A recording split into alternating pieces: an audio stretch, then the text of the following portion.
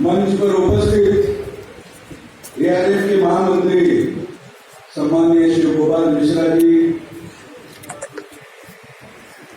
उपस्थित सभी मंचासीन all India railway men's federation के पदाधिकारीगण, जनरल सेक्रेटरीज, प्रेसिडेंट्स और इस हॉल में उपस्थित सभी देश के कोने कोने से आए हुए all India railway men's federation के बाहर बहादुर रेल कर्मचारी साथियों, भाइयों और बहनों, साथियों, अध्यक्ष मंडल ने जो मुझे जिम्मेदारी सौंपी है प्रस्ताव संख्या 2 आपके बीच प्रस्तुत करने के लिए, और ये एक ऐसा प्रस्ताव मसौदा है जो आज की वर्तमान परिस्थिति में एक ऐसे टर्निंग पॉइंट पे खड़ा है जो हमारे देश के युवाओं की, हमारे देश के कर्मचारियों की, युवा बहन और भाइयों की जो तकदीर बदलने वाला है, और उसका फैसला एक नियत समय में होने वाला है। और ऐसा महत्वपूर्ण प्रस्ताव नेशनल पेंशन सिस्टम एनपीएस को खत्म कर पुरानी पेंशन स्कीम ओपीएस को बहाल करने से संबंधित रखता है।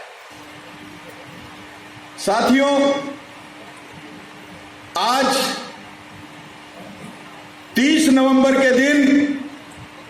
इस डेलीगेट सेशन में भगवान जगन्नाथ जी की इस पावन धरती पर all India railway men's federation का यह 98वां वार्षिक अधिवेशन संपन्न हो रहा है।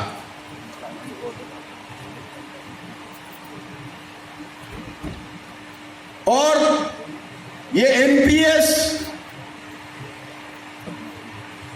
न्यू पेंशन सिस्टम, ये अधिवेशन आपको वो याद दिला रहा है जब तत्कालीन एनडीए की सरकार ने वर्ष 2003 में केवल और केवल 1 जुलाई 2003 को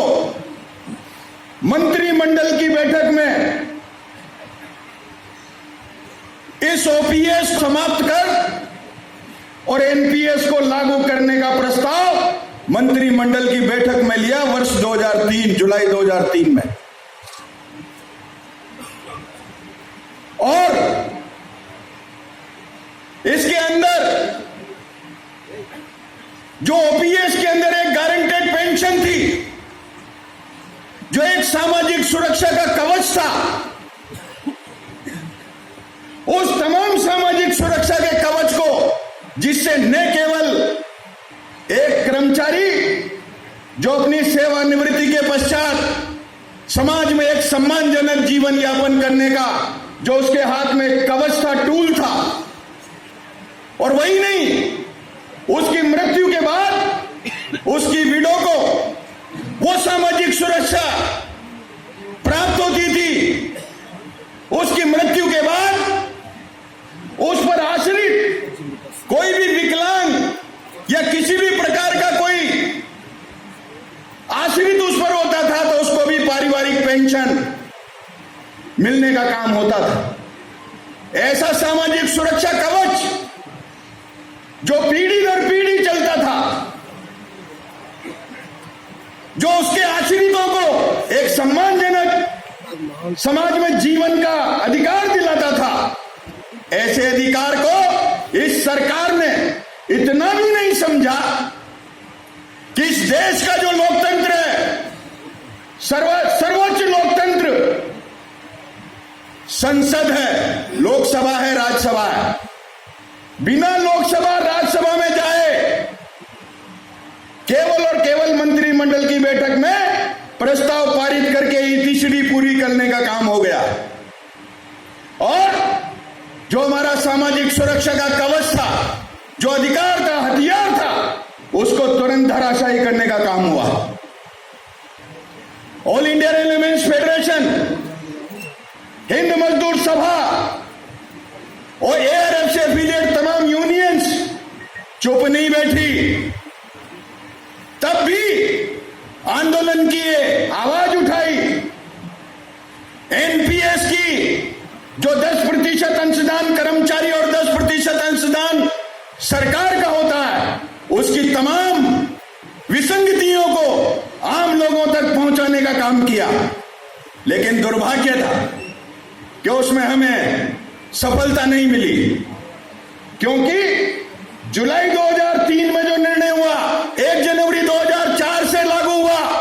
तब एक भी कर्मचारी उस न्यू पेंशन स्कीम में नहीं आता था, उस न्यू पेंशन सिस्टम में कवर नहीं होता था। और आप जानते हो भारत में तो डेढ़ चाल है, जब तक खुद प्रभावित नहीं हो तब तक वो जो है चलायमान नहीं होता है, तब तक चलायमान नहीं होता है। और इसी कारण हमें जो अपार सफलता मिलनी चाहिए थी, विरोध और आंदोलन करने के बावजूद वो सफलता हमें नहीं मिल पाई। 1 जनवरी 2004 से न्यू पेंशन सिस्टम प्रारंभ हो गया। 10% अंशदान कर्मचारी और 10% सरकारी अंशदान एक फंड में जाने लगा। आप ताज्जुब करेंगे, 1 जनवरी 2004 से 2013 तक कोई भी एक्ट, कोई भी कानून इस न्यू पेंशन सिस्टम का संसद के अंदर पारित होकर पीएफआरडी एक्ट नहीं बना। 4 से लेकर के और 13 तक बिल्कुल ऐसे कैसे ही पड़ा रहा। जो आपका पैसा 10% अंशदान कट के जाता था, सरकारी अंशदान कट के जाता था, उसका कोई लेखा जोखा नहीं, कोई अकाउंटल नहीं, आपको किसी तरह का कोई सूचना नहीं कि आपका पैसा कट के कहां जा रहा है, किस अकाउंट में जा रहा है। सस्पेंस अकाउंट में, सस्पेंस अकाउंट में जाता था। और जब इस बात को लेकर के ऑल इंडिया रेलवेमेंस फेडरेशन और उसकी संबद्ध यूनियन ने लगातार प्रयास करने का काम किया, संघर्ष के माध्यम से, आंदोलनों के माध्यम से,